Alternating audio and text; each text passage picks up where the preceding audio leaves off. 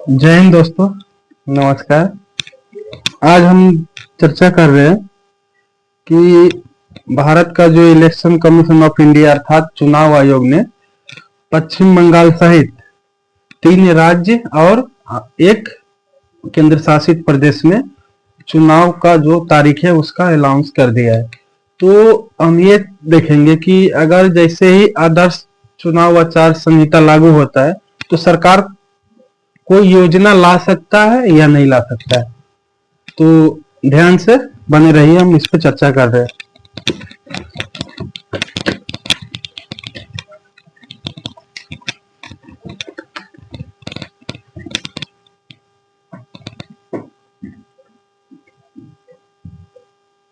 विधान सभा चुनाव 2026 अभी जिस राज्य में हो रहा है उस राज्य का मैं नाम बता रहा हूं। जैसे पश्चिम बंगाल हो गया, बंगाल हो गया, असम, केरल, तमिलनाडु, असम, केरल, तमिलनाडु और एक यूटी हो गया। यूटी मतलब पुडुचेरी।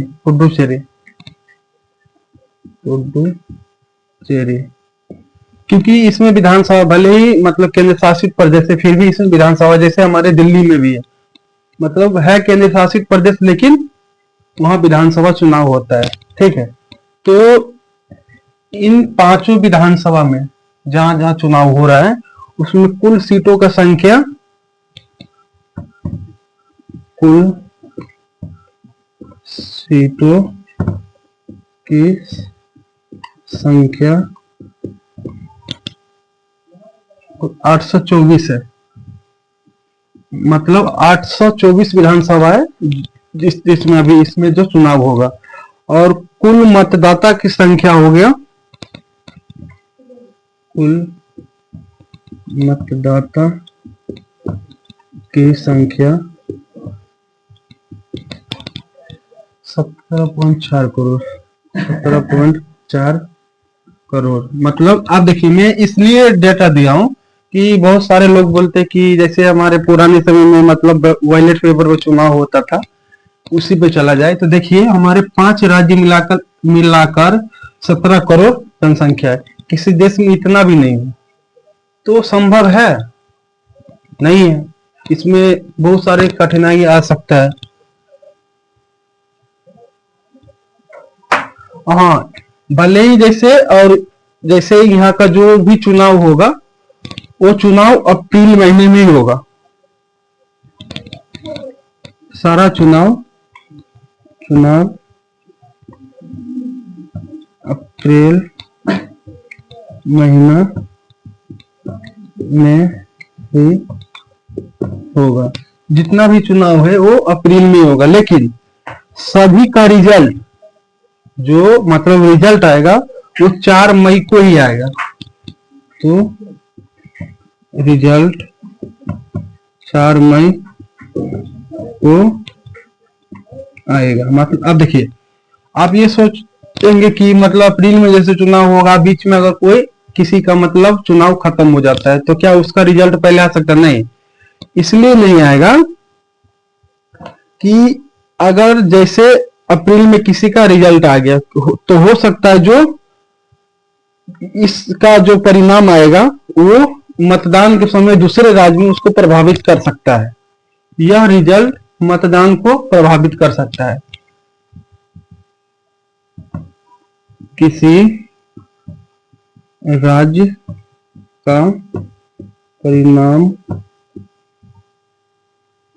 अन्य राज्य के मतदान को प्रभावित, मतलब जो दूसरे राज्य में होगा उसको प्रभावित कर। जैसे एग्जांपल के लिए हम बता रहे हैं, अगर पश्चिम बंगाल में बीजेपी जीत जाता है, ठीक है, तो जैसे तमिलनाडु हो गया, असम हो गया, केरल में हो गया, तो हो सकता है कि जनता को ये लगने लगे कि इसका लहर है, तो इस लहर के कारण हो सकता है कि चुनाव प्रभावित हो जाए, इसीलिए चुनाव भले ही पहले खत्म हो जाए अप्रैल कोई भी राज्य का, लेकिन परिणाम सबका एक ही साथ आएगा।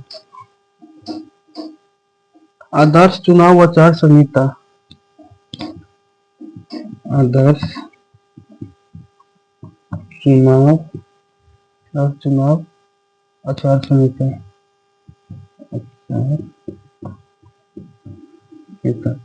अगर ये लग गया, जैसे अभी पश्चिम बंगाल का जो मुख्यमंत्री है ममता बनर्जी, उन्होंने क्या किया है कि जैसे ही चुनाव आयोग मतलब तारीख का ऐलान करने वाला था, उससे कुछ समय पहले, मतलब कुछ घंटा पहले ही उन्होंने क्या किया कि बहुत सारे योजना ला के रख दिया।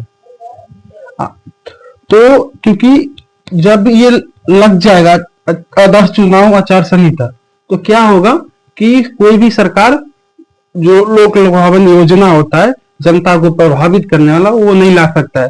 तो उन्होंने क्या किया कि उससे अनाउंस होने से पहले ला दिया वहां का सरकार ने। तो ये इसलिए बनाया गया है आदर्श चुनाव आचार संहिता, इसलिए बनाया गया कि चुनाव में देखिए जो सत्ता में है पार्टी, उसके पास पूरी पावर है, तो वो क्या कर सकता है कि जनता को लुभाने के लिए बहुत सारी योजना ला सकता है, क्योंकि उसके पास सत्ता है, पैसा है, सारा चीज तो उनके पास है। तो अगर जो ये अगर ला देगा तो चुनाव तो एक तरीका से नहीं हो पाएगा, क्योंकि उसके पास अगर वो जनता को लुभा सकता है।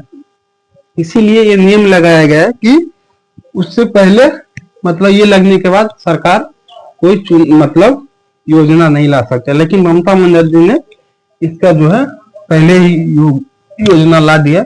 तो आप देखिए ये क्या, वो पहला बात देखिए वो लाया, ठीक है।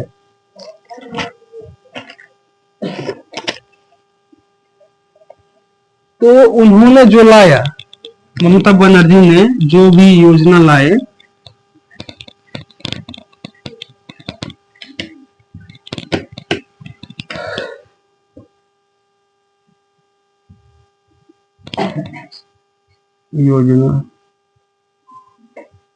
जो भी योजना लाई, वो पहला बात ये समझिए तकनीकी रूप से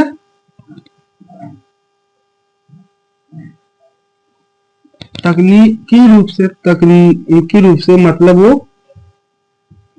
तकनीकी रूप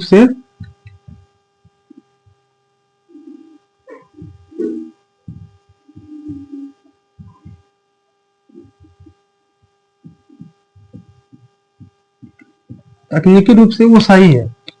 क्यों सही है? क्योंकि आदर्श चुनाव आचार संहिता है, लगने से पहले उन्होंने ले आया, लेकिन नैतिक रूप से सही नहीं है। नैतिक रूप से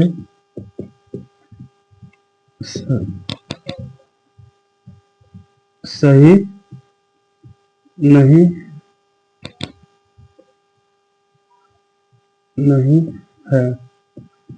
नैतिक रूप से सही नहीं, क्योंकि देखिए सरकार के पास पावर था, उन्होंने क्या किया, आदर्श चुनाव आचार संहिता से पहले लेकर के चलाया, ठीक है।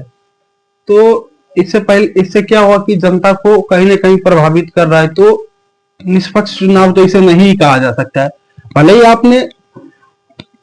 आपने कानून का पालन किया, मैं मानता हूं कि उससे पहले ले आया लेकिन क्या आपको लगता है कि जनता के प्रभावित होगा कि नहीं होगा? सबको पता है।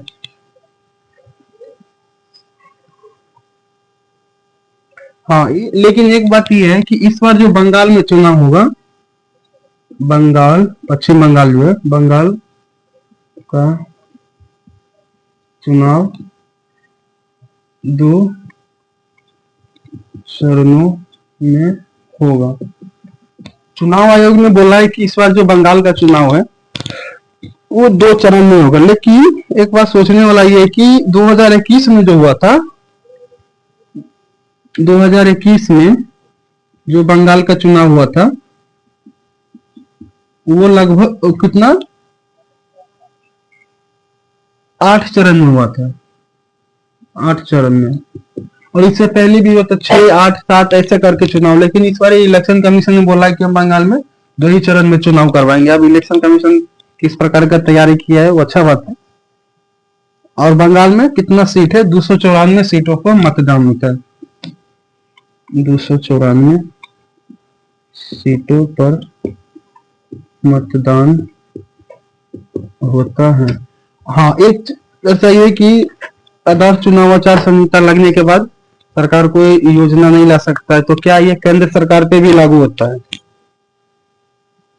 पहला बात ये समझिए कि केंद्र सरकार पे पूरा रोक नहीं है। अगर केंद्र सरकार चाहे तो इन राज्य को छोड़कर, मतलब इन राज्य को छोड़कर दूसरे राज्य में मतलब वो काम कर सकते, योजना ला सकते हैं। और कोई राष्ट्रीय स्तर पे अगर कोई योजना बनाता है केंद्र सरकार, तो उन राज्यों को छोड़कर ही बनाए, क्योंकि वहां पे अभी चुनाव का घोषणा हो चुका है।